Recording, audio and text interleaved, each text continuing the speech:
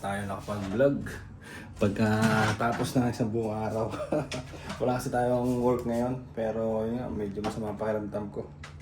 Nung nakaraan kasi medyo sinisipon-sipon na ako at ngayon natuluyan talaga siya. Pero uminom na ako ng Yosef. At ngayon, yan ang gagawin natin. Tutupin natin to dito. At ang init ngayon masyado sa ano natin, sa area. Init, iba yung init ngayon.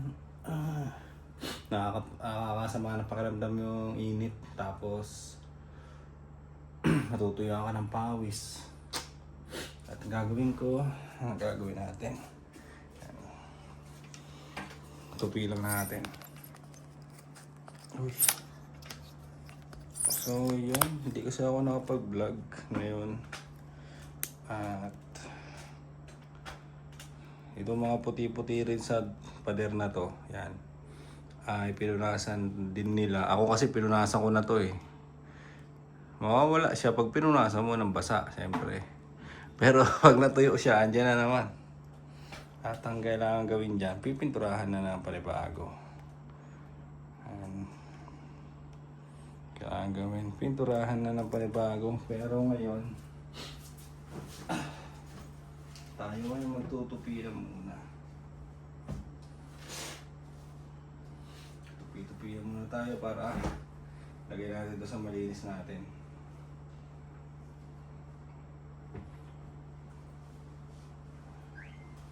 So yun mga tol, kamusta? Kamusta kayo dyan?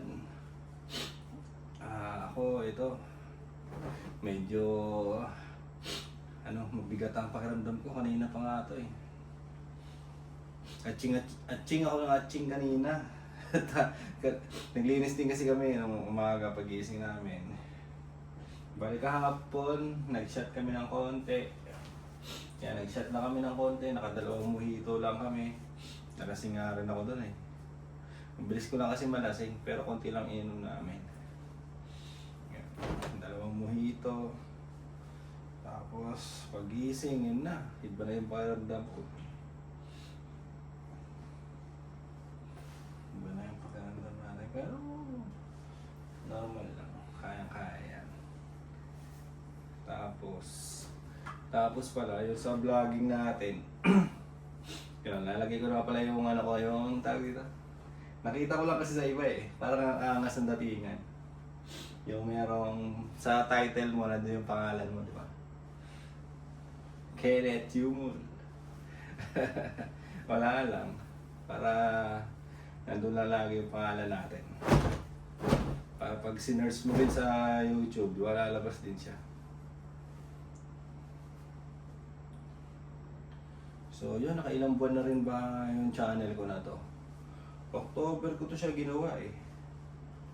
October 6 yata. 8. Basta nasa ganun. Sa October last year, 2025. So, sa October niyan, anniversary ng channel natin. Pero matagal-tagal pa to bago ma-monetize. Matagal pa yung channel natin. Siguro, lilipas pa ng 2 taon. Ano pa lang yung watch hour ko ngayon eh. 700 eh. Pakita ko sa inyo yung watch hour natin. 787 pa lang public watch hour. Yan, matagal pa yan. Tapos kailangan ko pa makakuha ng 1,000 subscriber. At yung public watch hour is kailangan 4K yan. Eh, nakaka 700 pa lang tayo. So, mahaba-haba pa na lakbayin. Tapos yung mga video natin, pa 10 lang yung views, no? Buti nga, abuti na 1 dekada yata. Abuti na 1 dekada bago monetize. Tapos yun, ang ginawa ko kasi sa mga title ko ngayon, raw vlog, nilalagay ko na yung raw vlog. Tapos title, tapos yung pangalan ko. Yun, gano'n na yung, ganyan na yung magiging natin. Ganyan na yung magiging laging title natin, paulit-ulit. Raw vlogging. Kasi raw vlogging lang tayo, hindi tayo masyadong nag-edit, hindi masyadong scripted yung vlog natin, freestyle lang lahat, at lahat totoong nangyayari talaga. Hindi siya nakaplano. Plano lang siguro yung labas-labas ko na kumain kami, di ba? Siyempre nakaplano yun eh.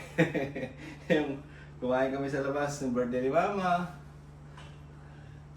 birthday ni Mara, tapos yung mag-jogging ako. Siyempre yung mga yun, nakaplano yun. Di ba? Hindi naman pwede na, ay birthday mo pala ma, tara na, kaya na. Nakaplano na yun kung saan kita pupunta.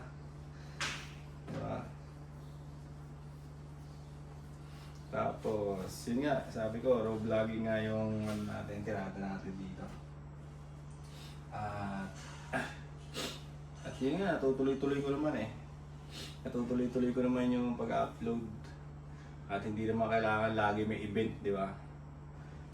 Katulad ngayon, wala namang usual na nangyari. Magtutupi lang ako, pero magkwentuhan tayo, siyempre. Di ba?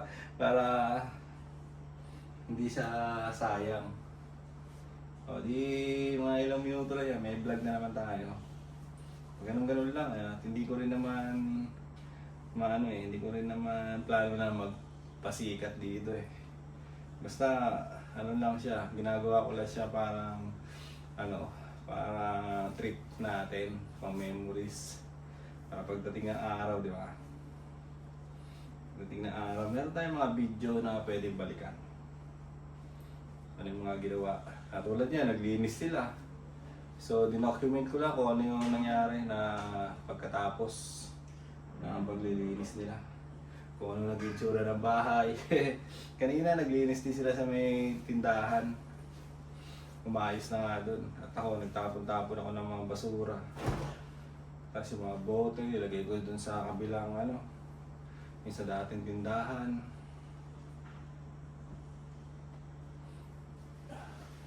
Sumama talaga ng ulo ko, parang bigat ng katawan ko.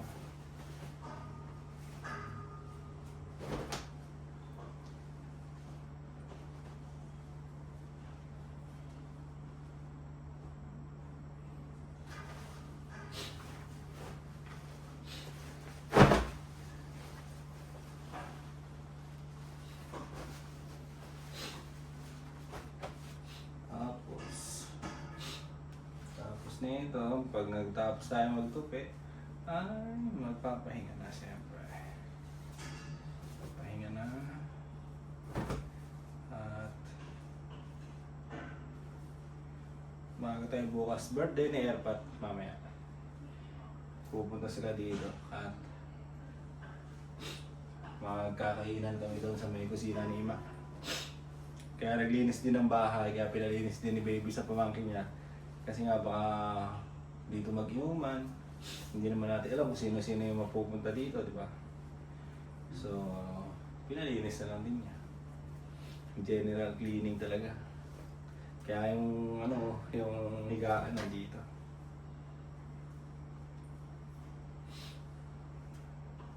At sabi niya, talagang sure na daw talaga yung pag-uwi niya. Sure na daw talaga na uwi na siya. Sa akin naman kasi wala namang problema.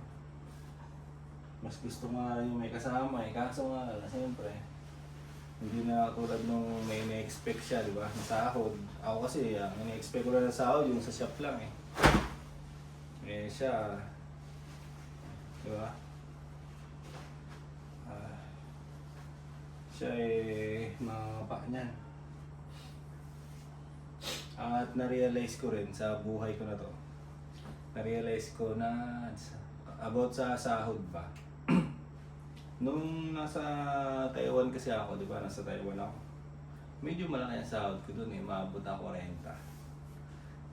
Maabot ng 40 sa peso. Sabihin natin gano'n. Pero dahil malaki ang sahod ko, lumaki yung expenses ko, ganyan. Lumaki yung sahod, sumaba yung expenses. Minsan nagde-negative pa, parang ganyan yung level niya. Ito yung gastusin. Nagde-negative. Pag kinukulang yung sahod, uutang para matapala mo yung negative. Ganun siya, naglalaro dati. Na-realize ko lang na hindi rin pala sa laki na sweldo talaga yung Kasi ako ngayon, magtatatlong taon na ako sa Pilipinas. Maliit lang ang sweldo. Pero dahil nga hindi ako magastos, hindi ko talaga siya ginagastos sa kung saan saan, ay kahit pa paano, nakaka-survive, nakakapagtabi. Pero siyempre, hindi lang naman ako umaasa sa isang income. Yung income na day job. Hindi lang naman ako doon nakaasa. Nagagawa ko ng paraan, mag-side hustle. Pero naman kasi, nung nasa abroad ako dati, ano naman siya? Tawag doon? Yun lang yung income ko doon. Yung sahod ko lang talaga sa pag-abroad. Yun lang talaga yung income ko, wala nang iba. Di ba? Medyo may pagkaibang twist. Mababa yung sahod ko sa day job, pero meron akong side hustle na pwedeng gawin dun sa mismong day job ko. Kaya kahit pa paano, ayun, kumikita ako doon. Alam nyo naman yan, kasi minsan naipo-vlog natin yan. Lagi ko nga binablog yun di ba? Side hustle ko yun kasi nagbibigay siya sa akin ng pera. Kahit pa bariya-bariya lang, okay lang yun. At least meron. Diba? So yun, hindi ko alam kung nakailang minuto na yung video natin. At dito na natin tatapusin yan, yung vlog-vlogan natin ngayon. Nakapagkwentuhan lang ako dito sa vlog natin. At yun nga, may mga konting realization na sa buhay na sinare ko lang sa inyo. Marami pa tayo pagkwentuhan dito. Basta stay tuned lang kayo lagi sa channel natin. Habang nabubuhay tayo, kasi pipilitin natin mag-upload daily. Kutsa, pupunuin natin yung, di ba, sa YouTube, nakalagay yung kung ilan yung videos mo na na-upload. Pupunuin natin yan, 10,000 ganyan. 10,000 plus. 10,000 plus, no? Puro vlogs. Sige na mga tol, yun lang muna. Ganito lang muna yung banding natin para sa ngayong araw. Maraming salamat sa mga nanonood dito sa channel natin. At kanina nga nakwento ko, medyo hindi maganda yung pakiramdam ko. Halos ngayon lang umukay kasi kanina atching ako ng atching eh. Halos ngayon lang umukay kasi uminom na ako ng gamot. So, mamaya ulit o bukas, iinom. Sana maging okay na tayo. Sipon lang naman. Sipon lang pero siyempre nakakapalambot din. Iba yung pakiramdam, mabigat. Mabigat sa balikat. So yun lang mga tol, hanggang dito lang itong vlog-vlogan natin para sa ngayong araw. Bye-bye!